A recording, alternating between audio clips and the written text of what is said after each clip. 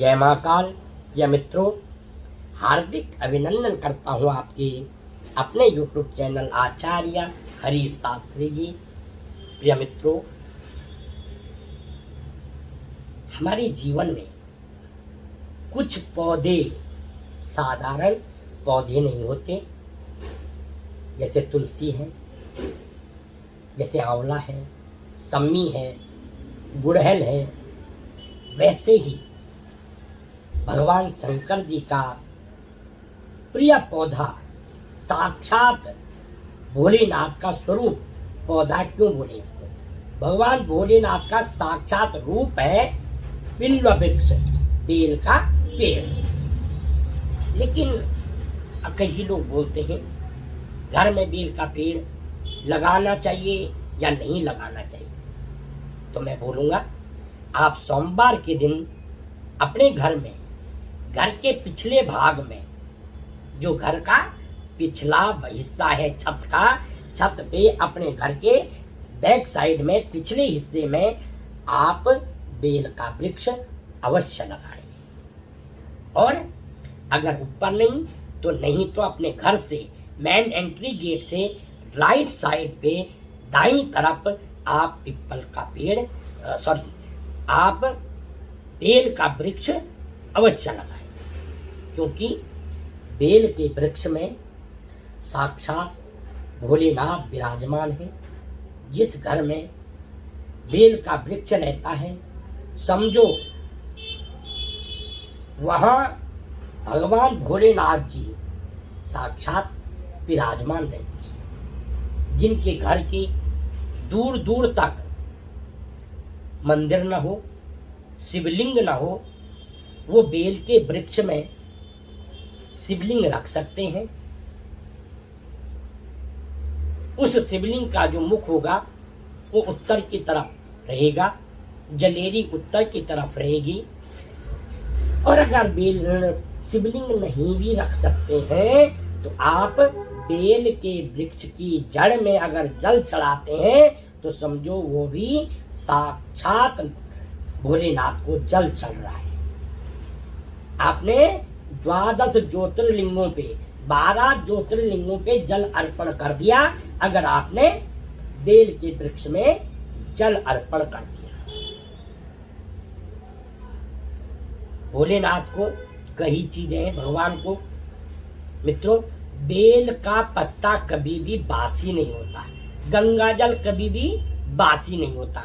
जैसे गंगा जल है, बेल का पत्ता है, समी का पत्ता है, ये एक तुलसी का पत्ता है, ये एक दिन पहले अगर तोड़ दिया जाए और उसके दूसरे दिन भी किसी भी भगवान को, भगवान भोलेनाथ को, किसी को भी ये चीजें अर्पण की जाए तो उसका दोष नहीं लगता। जीवन में अनेक चीजें हैं, हर चीज का महत्व है।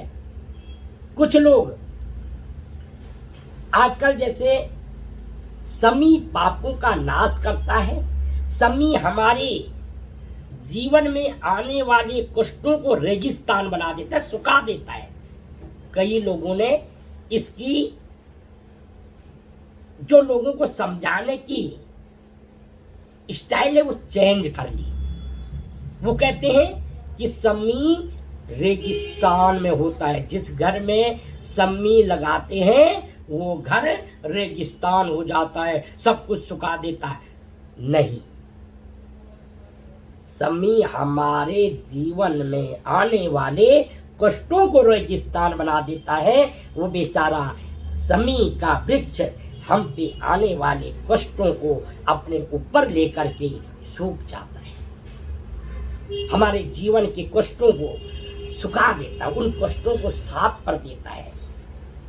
और अगर हमारे घर में समी के पेड़ पे पुष्प आ जाएं और वो पुष्प सही जगह पहुंच जाए, अगर भोलेनाथ को चढ़ा दें तो समझो जन्म जन्मांतर के पाप धुल गए, जन्म जन्मांतरों तक आपने भगवान के समीप रहने का प्रसाद प्राप्त कर लिया। कई पेड़ भगवान के निमित्त बेल वृक्ष, आंवला, तुलसी, अशोक ऐसे वृक्ष अगर हमारे घर में है तो हम पे कभी भी जीवन में कष्ट आ ही नहीं सकते, बशर्ते हमको थोड़ा सात्विक रहना पड़ेगा। अपनी जीवन, अपने दिनचर्या में थोड़ा सा उन पौधों की पूजा, प्रातः उठकर उनको जल अर्पण करके उनकी पूजा करनी पड़ेगी, उनकी देख रेख करनी पड़ेगी। अगर किसी भी इनमें से आंवला, तुलसी, सम्मी, बेल वृक्ष, अशोक, इनमें से आप किसी भी वृक्ष की बहुत अच्छे से सेवा करते हैं तो आपका बुध ग्रह प्रबल हो जाएगा। बुध ग्रह व्यापार का मालिक है, बुध ग्रह वाणी का मालिक है, बुध हमारे जीवन में संचार करता है, बुध हमारे व्यापार को चौहों दिशा फैलाता है, तरक्की देता है। अगर बुध ठीक नहीं है तो समझो व्यापार ठीक नहीं है, बुध ठीक नहीं है तो वाणी ठीक नहीं है, और बुध ठीक नहीं है जितना मर्जी कर लो आप जिंदगी भर सीए अकाउंटेंट नहीं बन सकते, आप अकाउंट का कोई काम नहीं कर सकते, आपका गणित बिल्कुल ठीक नहीं है। अगर बुध ठीक नहीं है आप बिल्कुल भी अच्छे व्यापारी नहीं हैं। तो इसलिए जीवन में किसी भी प्रकार की कष्टाएं, किसी भी तरह की चीज़ों के लिए, जीवन को अच्छा बनाने के लिए, जीवन को सुदृढ़ बनाने के लिए अपने घर में पिछले हिस्से में, घर की बैक साइड में पिछले हिस्से में या दरवाजे के मेन दरवाजे के दाईं तरफ आप बेल का वृक्ष लगाइए और उसकी पूजा करें। जय महाकाल, जय बाबा की, जय भोले की।